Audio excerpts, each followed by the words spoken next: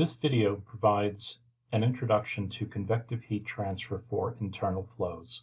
We will be restricting this discussion to flow within circular tubes and will, of course, consider both laminar and turbulent flow conditions.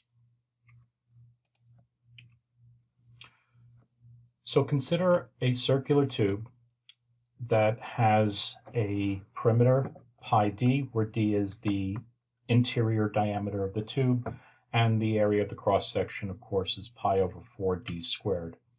The coordinate system that we'll use will be a cylindrical coordinate system, x providing the distance along the tube, and r the radial distance from the center line.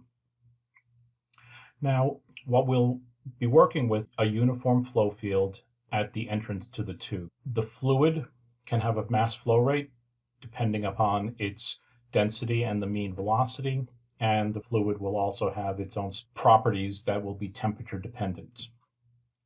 Once the fluid passes through the tube, we will eventually have a velocity profile. In this case, I'm using the subscript O to denote the outlet.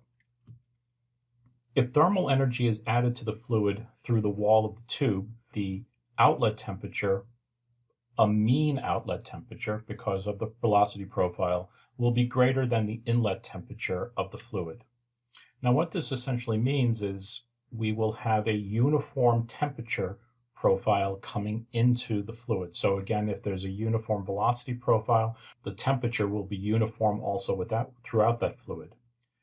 But if there's thermal energy being added to the fluid as it moves through the tube, we will end up with some distinct temperature profile at the outlet.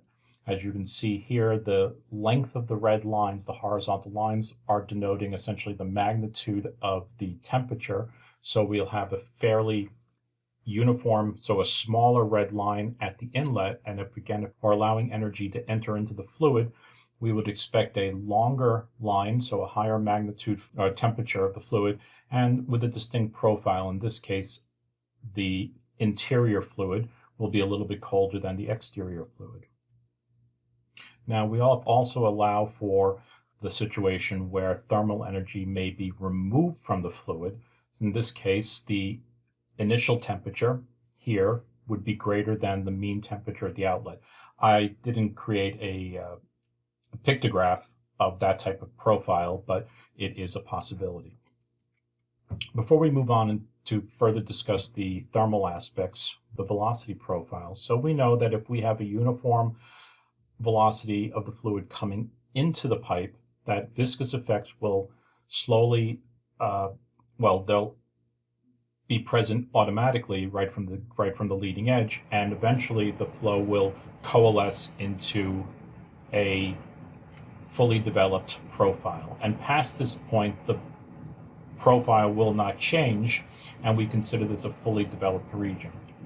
Now, there's two different cases. For laminar flow, we will have a very well-defined parabolic profile, and the mean velocity, so if I integrate over this, the mean velocity will be equal to half the maximum velocity, which is located along the center line.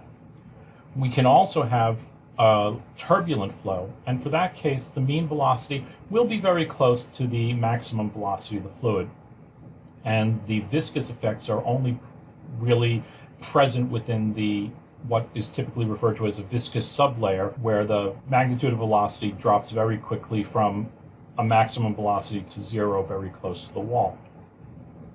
Now, there's three temperature quantities that we need to define in discussing the thermal aspects of the flow.